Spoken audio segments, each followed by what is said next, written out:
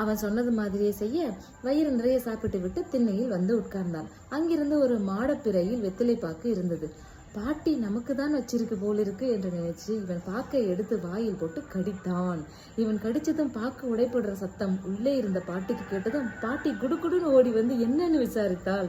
ஒண்ணுமில்லையே, இங்க இருந்த பாக்கை எடுத்து வாயில போட்டு கடிச்சேன், அந்த சத்தம் தான்னு நம்மால சொல்ல, பரவாயில்லையே, உன் பல்லு ரொம்ப பலமா தான் இருக்கு. நான் இந்த பாக்க 10 நாளா வாயில போட்டு கடிக்க முடியாம எடுத்து வச்சிருந்தேன்.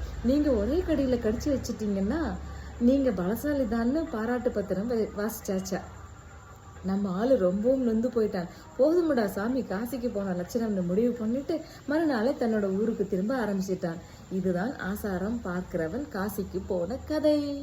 இது இது நான் நகைச்சுவைன்னு எடுத்துக்கிறதா இல்லை எப்படி எடுத்துக்கிறது அப்படின்னு எனக்கு தெரியல. இதை படிக்கும்போது, இதை கேட்கும்போது நீங்க என்ன நினைக்கிறீங்க அப்படிங்கிறத எனக்கு கமெண்ட்ஸ்